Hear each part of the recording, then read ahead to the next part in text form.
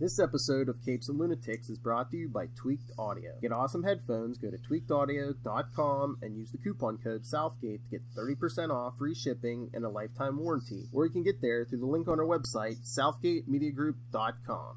This is Luca Perich, and you're listening to the Capes and Lunatics podcast. Recording has started. Hello, ladies and gentlemen, and welcome once again to Superconnectivity. I'm your host, Charlie, the Professor. And with me, as always, is the blue-eyed bomber from the burg of Pitts. Fill me and Perich. There we go. From the diaphragm, Philip. From the diaphragm. I love you, Tristan. Okay. He said he loved me. It's bedtime. Anyways, so be careful. Don't lose the remote. He wants to change the channel. He's probably going to put it on YouTube. Yes, I read his mind. That's what the kids love. The kids love the tube of the U. Oh, yeah. So, okay. We're going to open up, because I know the fans love it, with crazy fan theory time here on Superconnectivity. It's a Charlie Esser trademark. Yes, well, I don't know if that's true, but let me just say this. Philip. Yes? Do you know much of the lore of the Duck family? If I did... Scrooge McDuck, Donald Duck, Della Duck, Huey, Dewey, and Louie Duck. Do you know who these people are? Yeah. I was going to say... I watched a little bit of the new Duck Tales. I was probably more versed in the old Duck Tales, but it's been a few years. But yeah. Well, it's interesting you should bring up the old Duck Tales as well, and the overall history of the Duck family and the Duck family lore, because as is the ongoing mystery, if there is one central mystery to the Ducks, it is who the father of Huey, Dewey, and Louie Duck are. Now, there is an image that people are aware of, if you're into the deep Disney lore, of a guy with a brush cut. Kind of looks kind of like a paramilitary kind of dude, really. Has a very interesting look among the Ducks. Kind of a broad-shouldered John Wayne-y type, if you will. And that is supposedly the father, who, through Della, of Huey, Dewey, and Louie. Now, this comes into an interesting thing, because we have not really discussed Huey, Dewey, and Louie's father this entire series of the reboot of the DuckTales. Now, for those who really want to go old school, they will say that apparently in Huey, Dewey, and Louie's first appearance, when they are sent to live with Donald, it is after their father has been injured after a firecracker had been placed under their under his chair. Ostensibly, we are left to assume by Huey, Dewey, and Louie. But from that, we get this interesting idea of a tragedy befell Huey, Dewey, and Louie's mother, Della, in that her father, her husband, became injured. And that is why Huey, Dewey, and Louie came to live with Donald. So that is our framing device. That is our core lore, if you will. Della has children. The father becomes injured. They go to Donald. And that is the status quo that we get throughout all of Duck universes. Now, when we come to the new DuckTales, we have what seems to be a different story laid out before us, which is that Della has laid the eggs. The eggs are to be hatched. The father is not mentioned. And then, for some reason, just prior to the hatching of the eggs, she takes off in the spear of Selene to explore space alone. Now, I think we can all agree that if you were a new mother and an expectant mother, as much as going into space is something you wanted for your children, which is ostensibly the reason why the Spirit of Selene is being built, would you leave your children behind in that situation? Even if you thought it was just going to be a quick romp, would you take that risk? Would you steal the rocket a la Fantastic Four just to leave? Do you think did she think danger was following her? Well, I think she was dealing with the loss of someone she loved dearly, who was the boy's father, who was this mystery duck, because, Duck in the Duck universe is kind of like Smith. So you can have a Smith and a Smith be married and they're not really related. Oh, yeah. So that they all have the last name Duck should not be in and of itself problematic. Yeah. We have her leaving. And then if we think back to that original story of the father being injured, we have possibly another idea here where there was a grief within her decision to leave. That the person that she loved has been taken away from her. And she just needs to find a way to express herself for herself. And so stealing the rocket becomes that method, arguably. Now, the question becomes is what happened to the father? And I think we've gotten a hint of that in the recent episode. And it's not like an overt hint.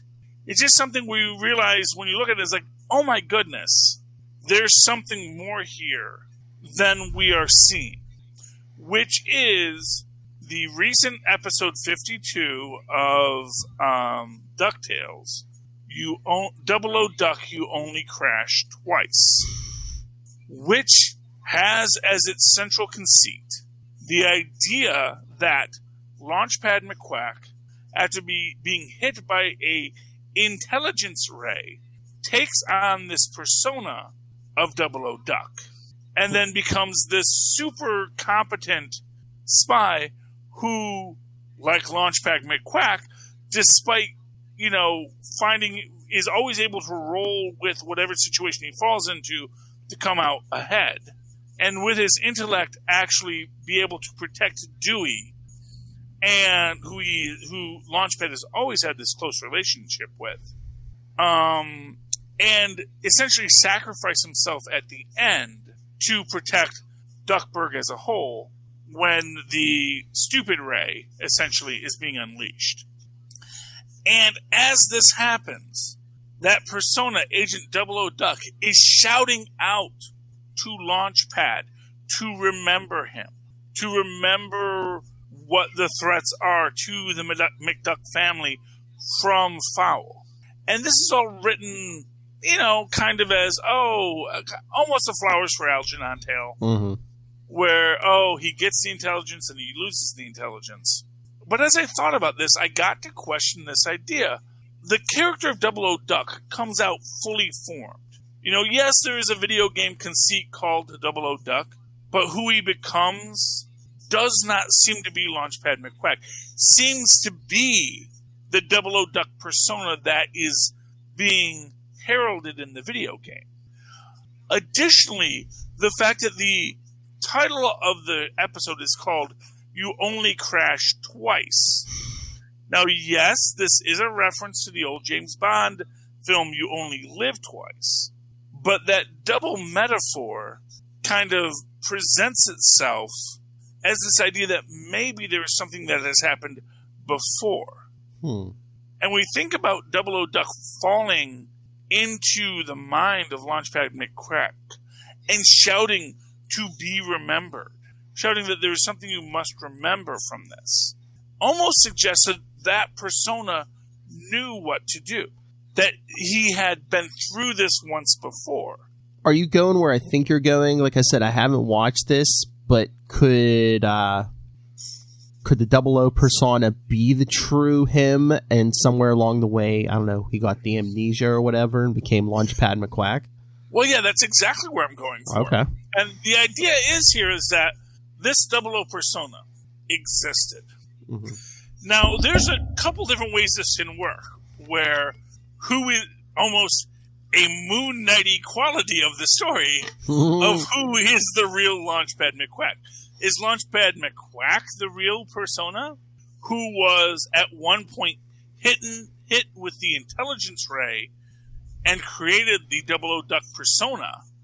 Because if we recall the gem at question, and unfortunately I couldn't look up the gem's name, the gem in question, its central power is to impart intelligence. And I believe it was taken from Scrooge's vault because, of course, the foul leaders are, in fact, the accountants of Scrooge McDuck, which leads into our other theory that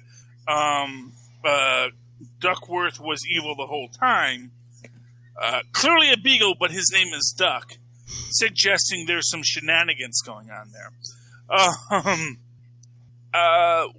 That they seized this stone from Scrooge McDuck, and this stone can impart great intelligence, which suggests that maybe Launchpad McQuack was imparted with great intelligence, became 00 Duck, and then in that time, as 00 Duck, wooed Della, a fellow adventurer, and then had to sacrifice that intelligence for some reason, for the protection of everyone. Or could you even go so far as, could this thing take intelligence from someone who originally had it?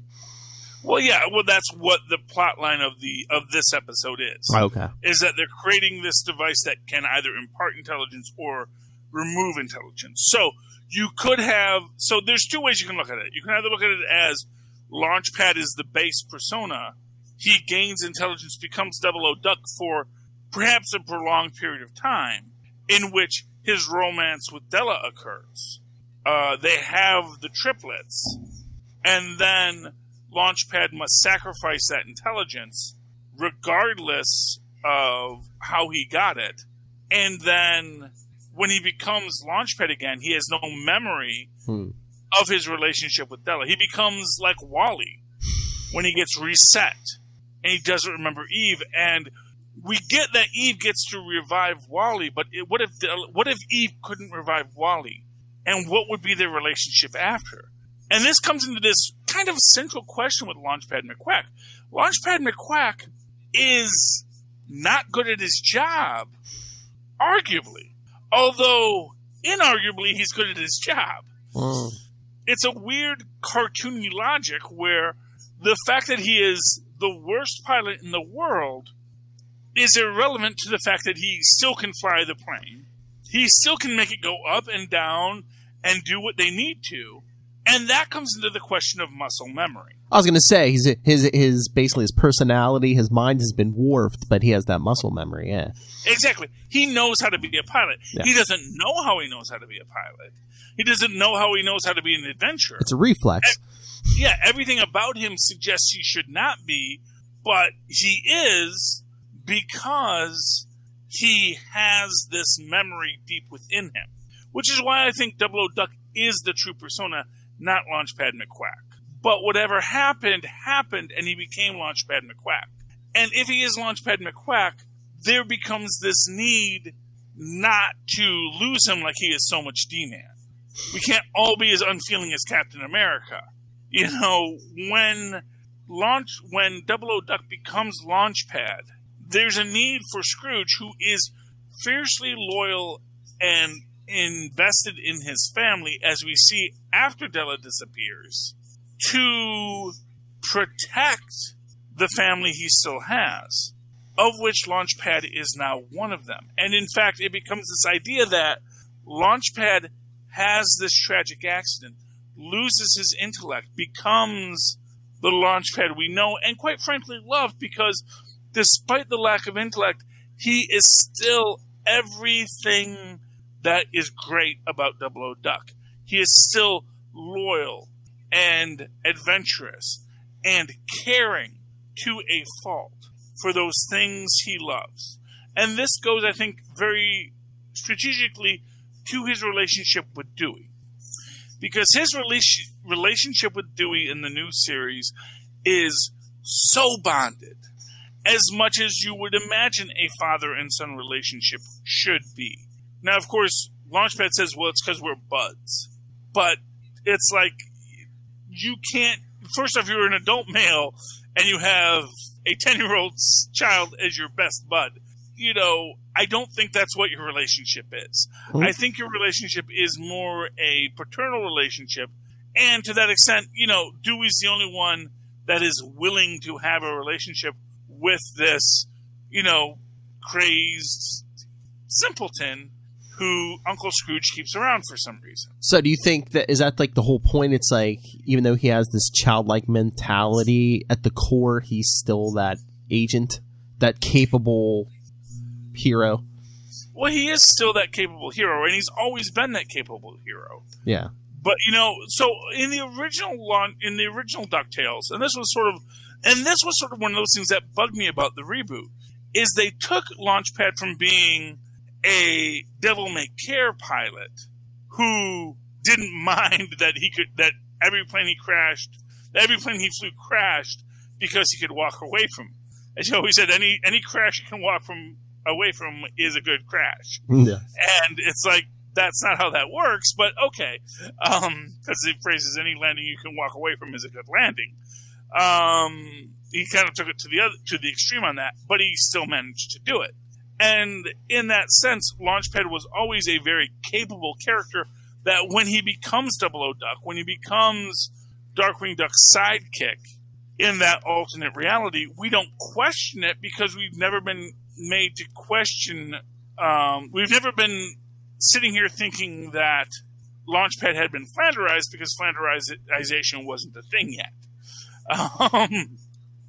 It probably existed, but we really didn't see it as much in DuckTales. Now we come into Launchpad, and he's pre-Flanderized. Mm-hmm. And that's an interesting point. So you say, okay, they made this choice, which did annoy fans, very upset fans, to make him a doofus. Yet they still show he can fly, and he can do the things that he needs to do. Yeah. But they made him almost oblivious, and I like to think of this as almost like a blank slate. So, for example, there's an entire episode with the Typhoon, where he says, oh, I've been to the future. I've seen the end of all things, yada, yada, yada. I've seen how we all die. Okay, see you all in a few weeks. And then he just walks away because it doesn't leave a lasting impression on him. And he is able to see it and then move on. Which suggests, again, that there is a deeper intellect that can comprehend what's going on, but it's not allowed to make this impression. So I think eventually they're going to write a story where we're going to see what the Launchpad Della story is. And to be fair, there have not been a lot of Della Launchpad scenes since Della has returned. And I think that might be intentionally because if this is the truth, this is what they're trying to deal with. You know, Della doesn't want to see Launchpad in this state because she knows who he was and she cares about him, but she knows, first off, and that's sort of one of those things, and I can imagine the scene if they ever do a backstory that fulfills this fan theory. There'll be that moment where Della is like, you know, it's me, Della. And he's like, hi, Della. You know, who are you? And it's like everything's been wiped away. All of their history is gone. And it's like there's no way for her to bring him back to who he was. And he's not in the mental state to handle being a father, being a husband, being a lover. And so, you know, that's what sends her off in the sphere of Selene, which keeps her separated from the family for such a long time because she has to get away. She has to fly away because she needs to. It makes sense in that context. And then Scrooge is obliged because this is a member of the team. This is a part of Team McDuck is Launchpad. And, of course, when Donald leaves, Launchpad's the only one left. And he doesn't even know why he's left, but he's there. And so he keeps Launchpad around. Has Launchpad be a part of his core, because if nothing else, he has to take care of Launchpad. Now, are we going to see Double O Duck again? Are we going to see this expansion of this relationship? I don't know. But right now, I think that in this DuckTales universe, and I think it's important to point out that this is this DuckTales universe, that is the story that they're building. And I feel sometime in the next 2 or 3 seasons, we're going to get a Launchpad who's going to be emerging of the Launchpad. It's almost like a Professor Hulk, where you're going to have that devil-may-care kind of easygoing Launchpad merging with the Double O Duck Launchpad to become essentially what Launchpad was in the original DuckTales series. So you're going to get that evolution as a character. And for what it's worth, that's the advantage of being a Disney property that can tell a story over, a decade or two. If you want to get that story to where you want it to be, you can do so. Anyway, yeah, so that is my craze fan theory on Launchpad McQuack and Double O Duck, and how they may be far more related than you folks at home ever imagined. What else was on my agenda this week, Philip? Do we have time? We got Agents of S.H.I.E.L.D., we got Stargirl, we got the Punisher logo conspiracy, controversy. So, Philip, pick one of those 3. Which do you want to talk? Because I got a lot to say about Stargirl. I got a lot to say about Agents. But I do like the Punisher theory, too, although I think that's a much shorter topic. All right, do the Punisher first, and we'll see where we go. Okay, so Punisher first. So, obviously, the problem with... So, right now, there's this whole issue, and this is this thing about outrage culture. And I will say, there is an outrage culture. If you want to say there's no such thing as outrage culture, you're an idiot. People get outraged, a few loud voices make a big stink, and honestly, this is what caused things to get kicked off the air, because people thought of children in the past. Now it's for more noble causes, but there is still an outrage culture out there. And the fact of the matter is that Disney is not vehemently suing police forces for people wearing death head patches. Death head is the symbol that Punisher has that predates the Punisher, and they are wearing it in homage to the Punisher, even though a lot of people who write about the Punisher, in fact, the guy who created the Punisher has made a express point of saying cops shouldn't wear Punisher logos. The whole point of the Punisher is that he's not a cop, to the point where it's kind of ridiculous to anyone else who's watching. And again, to show the prescience of Marvel, the fact that, honestly, I almost am a little disappointed now. It's kind of this thing where it's Ta-Nehisi Coates clearly anticipated this and decided, oh, you know what, let's have Scourge, but instead of attacking supervillains, he's going to go after corrupt cops. And I think he probably pitched it as, you know what, we should have the Punisher go after corrupt cops who are abusing people, because that's kind of right in his wheelhouse. And he said, oh, I don't know, man. Cops, people still think about cops as heroes. 9/11, never forget. They did things that I guess people think were heroic. And Ta-Nehisi Coates was like, yeah, you think so? Really? It's I think they gave him Scourge. I think right now Marvel is maybe kicking and said, man, we should have let him do it with Punisher. We should have let Punisher kill corrupt cops. Well, there was an issue with that last Punisher series, when he's fighting with Zemo and stuff. What was that? Rosenberg wrote that. There was a couple, I think he had the Punisher encounter some cops. I don't know if they were wearing the logo or whatever. He's like, no. Even the Punisher, he had the Punisher in the store would be like, no, that's, you shouldn't be doing that. Yeah. And that's the thing. It's no, there's no reason, because essentially, as has been said, the whole point of the Punisher is he is the failure of cops. Although, arguably, that's sort of the reason they wear the logo because, well, we won't fail. We'll kill the bad guys. Unfortunately, their view of who the bad guy is unfortunately not necessarily properly thing. Although, I will say this, there are cops who use that logo who are of non-white groups. So, for example, there is a motorcycle club in Newark called the Thug Riders, who are all Newark PD, are all African American and Hispanic, who display the logo. So it actually gets a lot more complex than just, oh, you shouldn't be allowed to use the logo. But more to the point is that Marvel can't sue people about the logo because the logo isn't a logo. It's basically just a skull, yeah. Yeah, it is literally a death's head, which is a logo. If you look up a death's head moth, it actually exists on a death's head moth. Yeah. This logo has been around for centuries. In fact, the Nazis used it. Just in case you were wondering about like what they were going for when they created the Punisher, this was a Nazi logo they were using. It's okay. It's okay. But yeah, I found the panel where he's talking to the cops because he like rips his logo off their cop car and he's like ripping it into pieces. He says, "I'll say this once: we're not the same. You took an oath to uphold the law. You help people. I gave that up a long time ago. You don't do what I do. Nobody does. You boys need a role model. His name is Captain America. He'd be happy to have you." Yeah, and there you go. And that is the truth of it. And you know, although I certainly don't want, you know, racist cops using Captain America logos either. It's like, you know, but it is just that it is too simplistic of a logo. It is a logo that predates its trademarking with Marvel.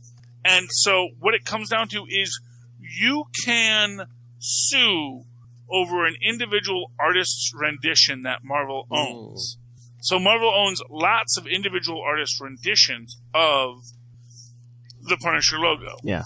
But unless they are literally cutting and pasting it and not creating it themselves, you can't sue over it because it is a non-trade markable image. And so, short of finding everyone who's using the logo illegally, it's a lot harder because it's not like you can just... It's like, so when Disney goes after people who paint the Lion King, so when they go after daycares that paint the Lion King or Pinocchio and their thing, there is enough similarities where they can say, no, that is the character intrinsic. You can't say that is the character intrinsic if it is just its logo, and it is a logo that is non-copyrightable. So that's why Disney can't go after police officers using it. Yeah. What they have done repeatedly is say, in their media, this is not a symbol for cops to use. And at that point, that's all they can do, unfortunately. So, yeah, that's that. They need to make it more stylized. That's why in DC they put the yellow oval behind the bat symbol, because they're like, you can't just like trademark just a picture of a bat, but you throw that yellow oval behind it. They're like, oh, trademark. Well, exactly, and that is literally it. And what it is no one thought the Punisher was going to be a big deal. No, he's literally was like a one-off, crazy concept for a stupid villain who was supposed to fade away in the next couple of issues. Yeah, who knew he would take off? Amazing Spider-Man 129. The Jackal tricked him in the attack in Spider-Man. Yeah, it really was, you know. And again, Punisher bad at his job. So on that level, you can say, well, you know, maybe cops should wear it because, you know, cops who wear it are probably bad at their jobs. Like, oh, I can see you're bad at your job. You're wearing the Punisher logo. So there we go. But yeah, that's just crazy. Stargirl, what was I going to say about Stargirl? Of all the powers to give, like say, ooh, you should be the one character who, as far as I know, has no superpowers. So why don't you take the Wildcat uniform? And then it's magic now, because reasons. And it fits you. So, okay. And then I guess they just decided that Wildcat had a bunch of powers now. Which, Wildcat doesn't have any powers. So they basically made Wildcat the Black Cat. And again, I don't know if they just did that to explain, you know, why this teenage girl can... be almost on par with a former heavyweight boxer. And I understand that, but they have a lantern cell battery. Yes, the lens is broken. I did see that. They made a point to show the lens was broken, but it's a lantern cell battery. And I don't know if they have a ring either. So, but the battery makes the rings. We learned this. It's like. In fact, I think the original ring was made from the lantern cell battery when the original Alan Scott finds it. Yes, he actually, I'll take a portion of the battery and I'll make it into a ring, and then I can shoot beams of power. And of course, although they do it well when they do take the Thunderbolt, and we see the Thunderbolt's waiting. It's like, no, you are not worthy of the Thunderbolt. Again, another fifth dimensional imp about to be unleashed on this universe. As we discuss Enfant Terribles throughout the Star Trek universe, and why Who Mourns for Adonis is the best one, because he learns his lesson. Yeah, so that's that. So that was Stargirl, and then Agents of S.H.I.E.L.D. I'm hoping they don't just leave Coulson behind. Because we don't see them pick up Coulson after he's taken to the medic, so although maybe that's how they're gonna I'm guessing the implication is they don't jump in the next episode. They're still in I don't think that era, and that's where we're gonna reconnect with Enoch, because he'll be the specialist called in to deal with the Coulson bot. I just thought he was going to reboot eventually, But yeah, I don't think they're jumping, because isn't Sousa in the next episode too? Yeah, Sousa's in the next episode too, and it's like he was the one who figured out that Hydra was infiltrating S.H.I.E.L.D. Yeah, which actually suggests the interesting point is that what the Chronicons would do in the next episode is make sure that Sousa doesn't die, because he's killed, and that's why Hydra isn't revealed. But if Hydra is revealed in the 1950s and they root out Hydra in the 1950s, then S.H.I.E.L.D's power base then gets to wane by the time the Chronicons go. So that's the thread they get to pull, as with all these things. And I actually think they're actually going to solve that by bringing Sousa in as a cast regular, and Sousa's going to be a member of the Agents of S.H.I.E.L.D. going forth to the end of the season when they form the Time Variance Authority. Oh, so, do you think he's going to jump with them? Oh, I think so. I think that's the whole idea, is that, a Sousa has to die, but it doesn't have to be the real Sousa. Or he disappears and everyone assumes he's dead, maybe? Anything's possible. Yeah. Anything is possible. The idea that, and I think they're working with a closed loop time where I think things that they're doing are actually events that had already happened, kind of a thing. Mm-hmm. And again, it's a different way of approaching time travel, and arguably a different way of handling time travel if time travel were a real concept. And it's sort of the idea of, when you're sailing and you sail into the wind, which is a weird thing you can do, that somehow the wind's blowing against you, but you somehow manage to catch it just right. That still allows you to move sort of like catty corner towards your destination. Yes. You have to let the sails swing way out, but you can do it. You can tack into the wind. So, I think what they're doing is they're tacking right now, rather than, obviously trying to change something, because they want to continue on with where the flow of the time is going. So, it's interesting. I like it. You should be watching Agents of S.H.I.E.L.D., which I do live tweet. I was able to stay up. I took a Monster energy drink and a coffee in the morning. I had enough caffeine to keep me going until 10 p.m., and then I live tweeted it. So, nice. But yeah, please do watch that. Okay, Philip. Hey, one more thing. Do you want to talk, because we didn't get to it on Capes, you want to talk Black Cat number 11? Oh, yeah. I thought we did talk her a little bit, but yeah, let's talk Black Cat 11. We mentioned Tony Stark, but I don't think we really got into it. Yeah, this is okay. So my favorite thing in this, and they've been doing this a bit, where they did this first with Iron Fist, the much maligned Iron Fist, where they showed, like, every time they do a punch, they would call it, the rising Yes. The rising punch of Drag. Yeah, whatever. And then we get that, and then they did it again with Doctor Strange, where they'd say it. And this time, within our guys, they don't have like the little things, but they have Doc saying, you know, like, what's Stark's weakness? The women, the 17 stepbrothers, and then immediately one of the ones like, yes, but where are we going to get a badger?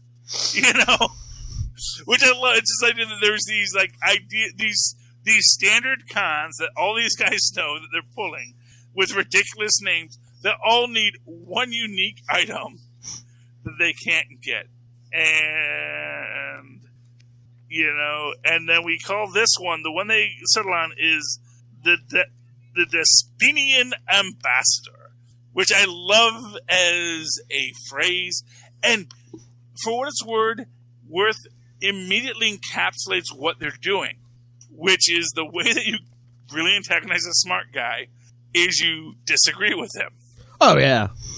And that's the whole thing, and it's brilliant, and we have a nice little bit about her having to put on a red wig and just being mad about redheads. She's like, what? She's like, what is with these guys and redheads? Yeah, well, you know, not for nothing, they suck. She is the anti-Lilith. She does not like the gingers. And again, you know, speaking of, you know, fighting in your street clothes, I think Black Cat in the lab coat. And for what it's worth, it's like, actually, it was just like a tuxedo jacket. I didn't, because like she gets it from Stark's closet. Mm-hmm. I never think about Tony Stark wearing a lab coat. I just thought it was a white tuxedo jacket that she just threw on as she ran out. But I guess it's meant to be a lab coat. I mean, yeah, unless she just took a jacket to make it look like a lab coat, maybe. I don't know. I don't know. But, you know, she runs into... And then, this I don't like is apparently her Black Cat powers are now tech-based. Some kind of a probability generator. She essentially has the heart of gold inside of her subdural cranium. Oh, yeah. So that's weird. Then we get the Nano Forge, and it builds things. And this is weird. It's like, it takes much longer to build a resonance key than her own Iron Cat armor. Which, I guess maybe it's because, well, you know, Iron Cat armor, it's already in stock. They know, you know, there's not a lot of things you have to do. You just have to add the parts. Yeah, there might have been a suit already halfway built. You just had to customize it. Just customized it to be cat-like, cat-themed. So, no, I love the Black Cat. It was on my pull list, and I was very happy to know it was there, because I don't know what's coming out week to week. So, yeah. That was good. That was Black Cat. I mean, it's not always 100% accurate these days, but if you go to Diamond's website, I think it's diamondcomics.com, they usually can check that week to see what's coming out. Yeah. Well, usually my guy posts it on Facebook, but if I can't find where he posted it, it's like, it's a whole thing now. But anyway, yeah.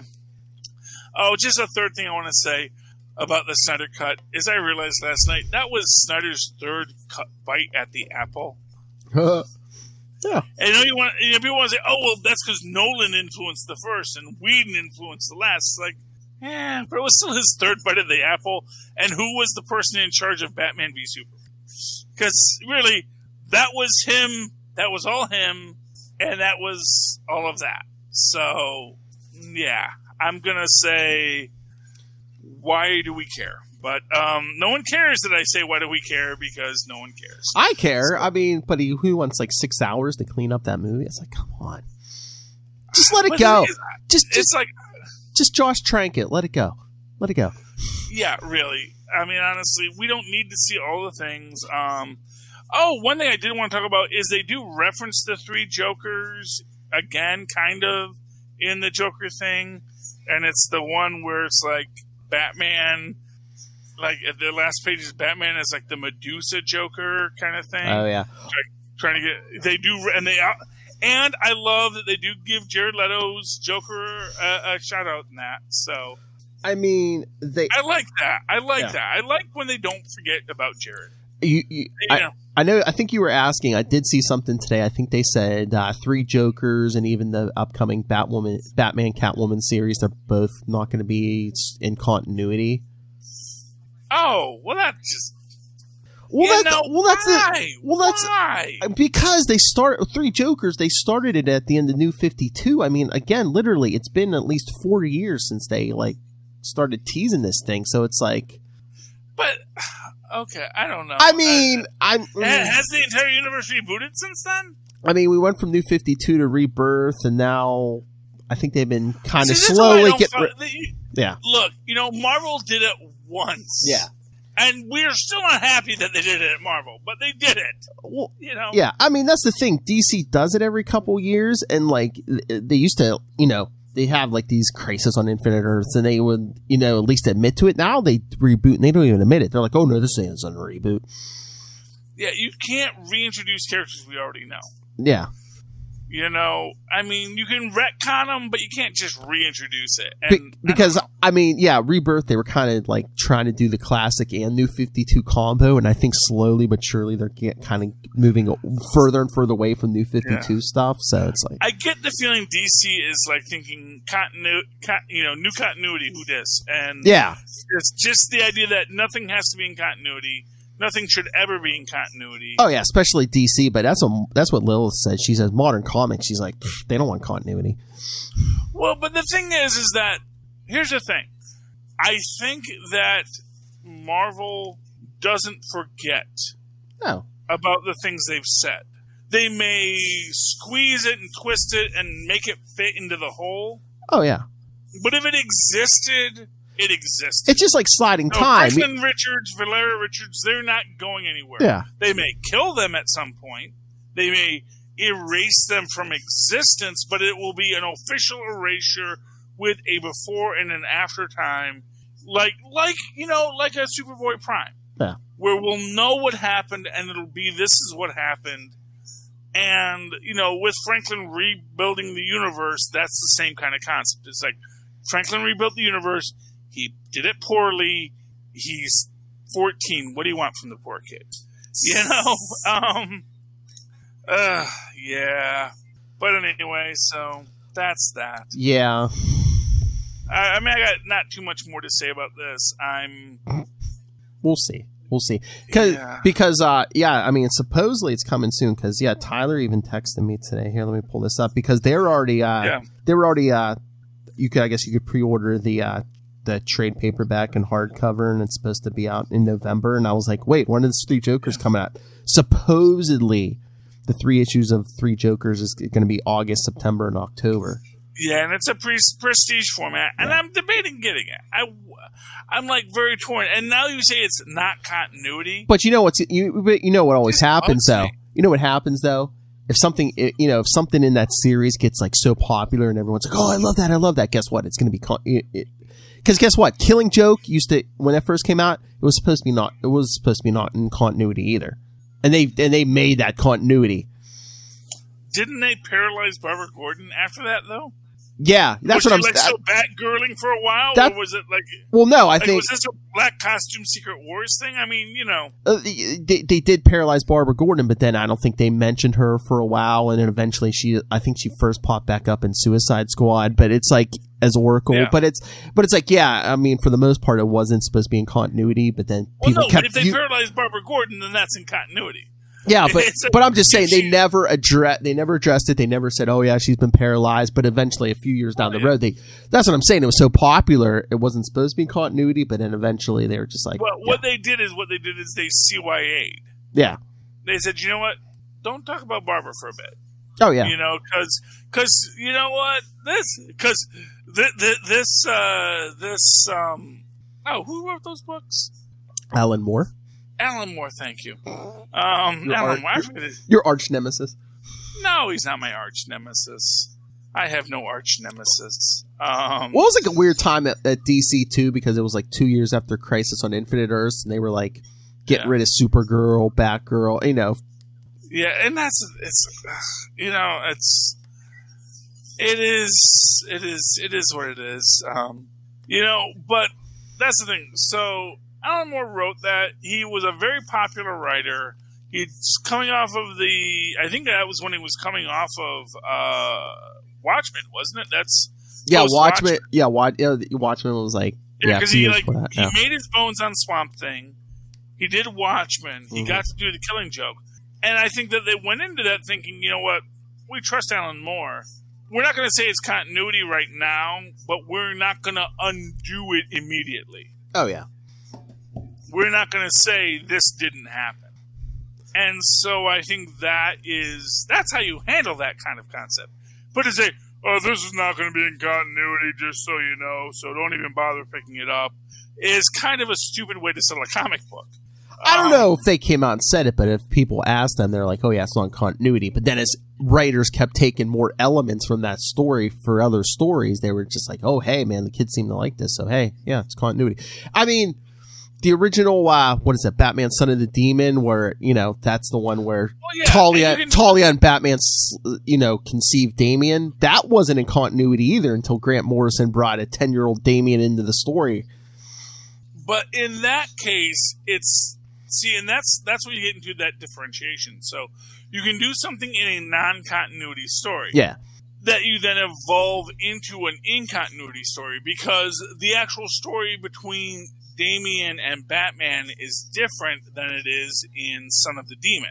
Well, yeah. That's the thing. It's like they said, okay, so we like this character, we like this idea. That's a non-continuity story. How do we bring it into continuity? Well, that original story was late 80s, and again, they only showed like a baby on the last page or something. But then, 2006, Grant Morrison's like, oh, okay, here's a 10-year-old Damian who's been raised by, Talia and the Assassins for the last 10 years. Yeah. So, it's an interesting idea, and anything is possible. But I don't like them saying it's not continuity from the start, because it just first off, it shoots yourself in the foot if you ever want to make it continuity. I just think why talk so much? I think if your name isn't Ruffalo, you don't need to just say everything that happens in the project you're working on.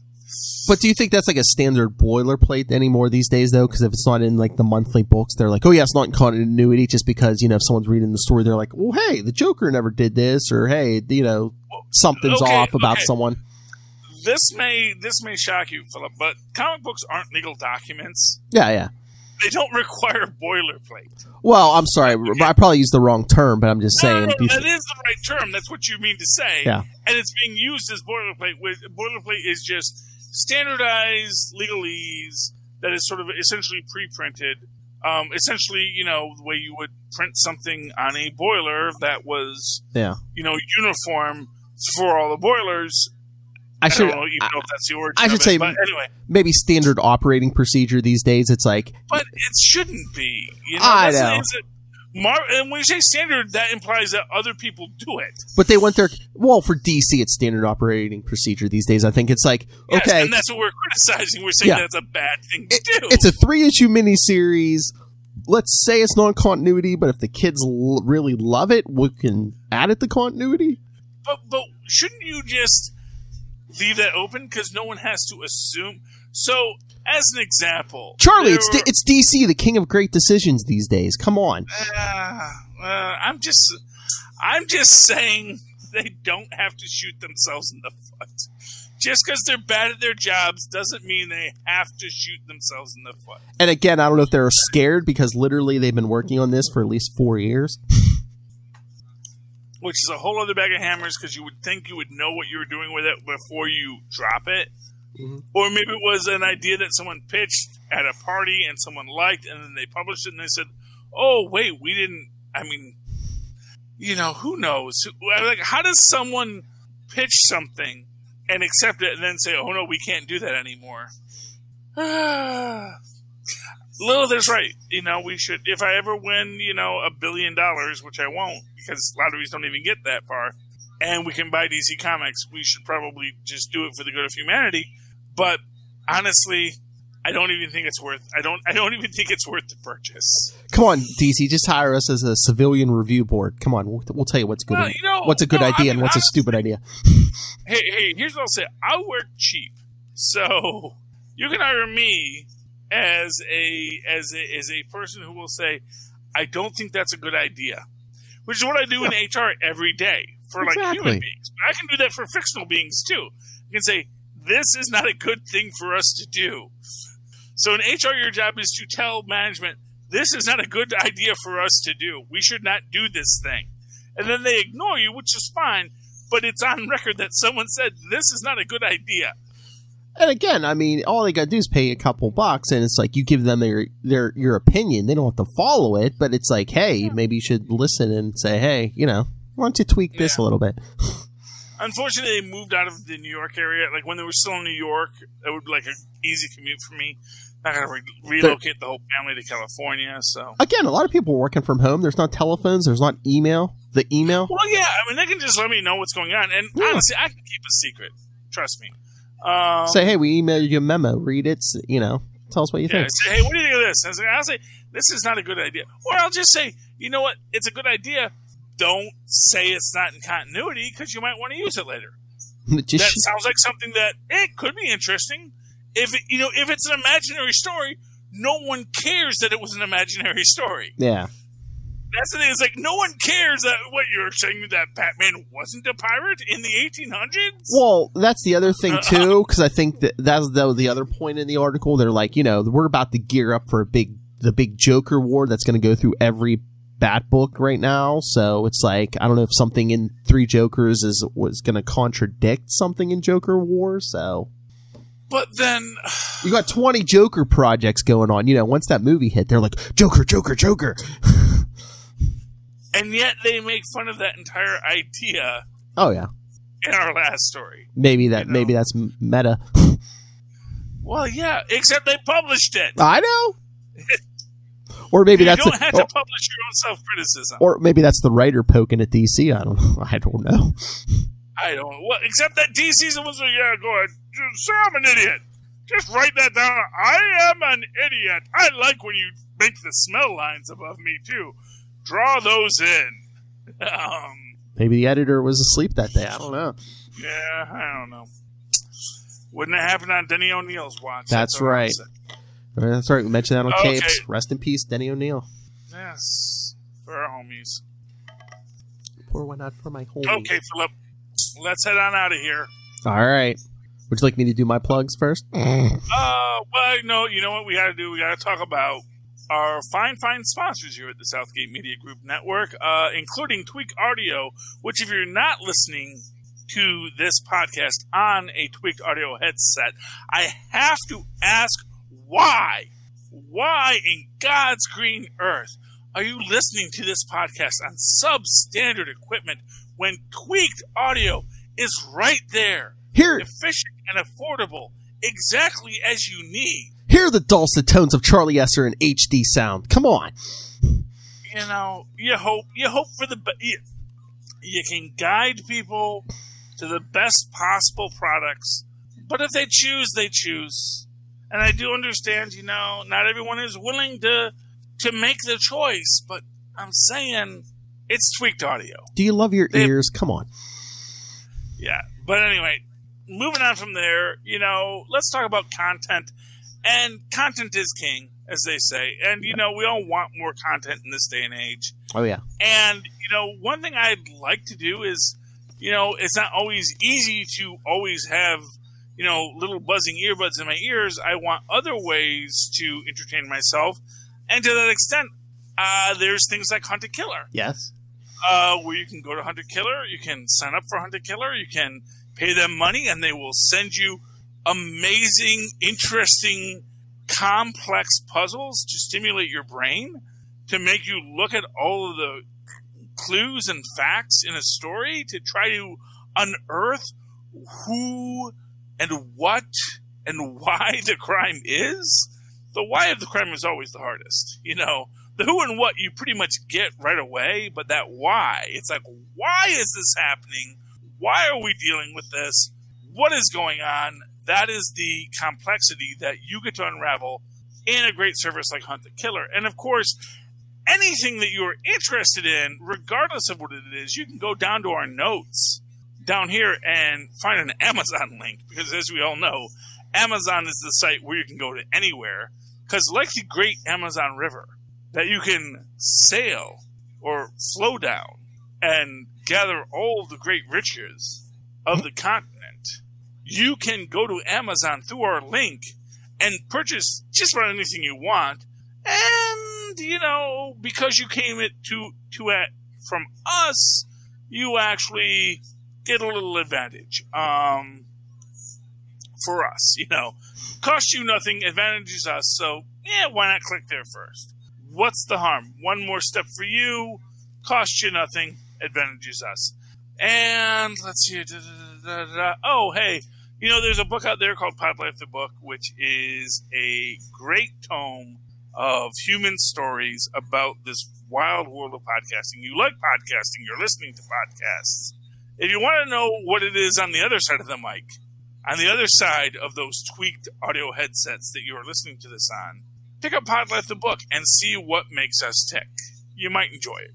Mark my words. Anyway, in the meantime, Philip, if someone wanted to reach out to you, talk to you about the convoluted nature of comic book continuity and DC specifically, and the universes in writ large, how can they find you? Well, the easiest way is to get a hold of me through the Capes and Lunatics email, capesandlunatics@gmail.com, or the voicemail, 614-382-2737. That's 614-38-CAPES.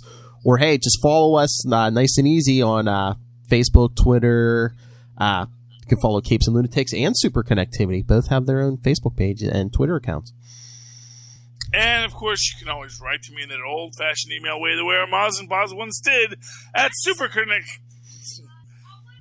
Yes, it's superconnectivityblog@gmail.com. That's superconnectivityblog, all one word, @gmail.com. Tristan, let me do my own plugs, Tristan. I don't even know if they can hear you. And, of course, follow me on the Twitters at Charlie Esser. Charlie Esser.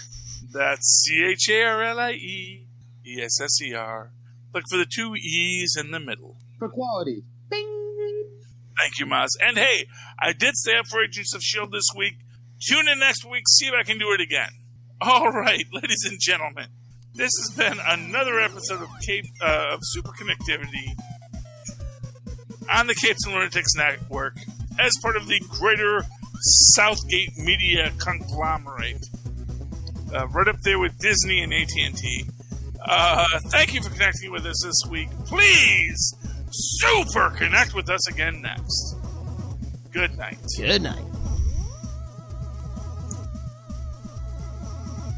Robert Southgate, power broker. Robert Southgate, we gotta buy him the robe. Oh, Father's Day. We should chip in and get him a Father's Day gift. Say, happy birthday, Southgate Dad. He is the father. Podcast of father. Media. Yes. Okay, we need to go. We need to click on our Amazon link and look for forest green terrycloth bathrobes with hoods.